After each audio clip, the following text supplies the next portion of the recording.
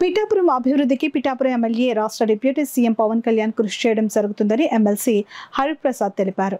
సోమవారం జిల్లా కలెక్టర్ షాన్ మోహన్ కలిసేందుకు విచ్చేసిన పిఠాపురం జనసేన నాయకులు తరలివచ్చారు.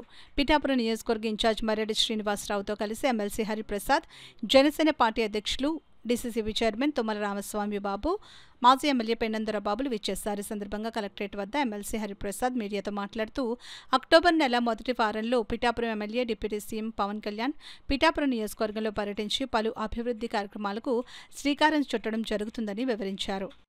పిఠాపురం నియోజకవర్గంలో జరుగుతున్న అభివృద్ధి పనులు, జరగబోయే అభివృద్ధి పనుల గురించి మాట్లాడటానికి కలెక్టర్ గారు కలిసాం. ఈరోజు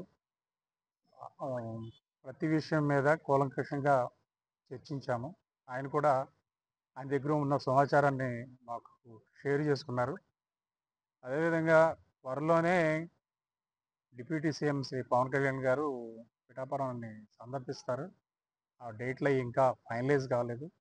కొంత ఆరోగ్యపరమైన ఇబ్బందులు కూడా ఆయనకు ఉండడం వల్ల ఈ ఈ పర్యటన అనేది కొంచెం ఆలస్యమైంది.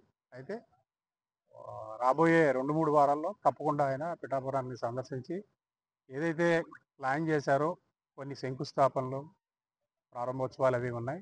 అవన్నీ అన్ని అంశాలతో పాటు ఈ 2-3 రోజుల్లో గత 2-3 రోజులుగా జరిగిన సంఘటనల మీద కూడా చర్చ జరిపాము. ఏమైనప్పటికీ ఆ సమస్య మీద మాట్లాడవలసింది డిప్యూటీ సీఎం గారే.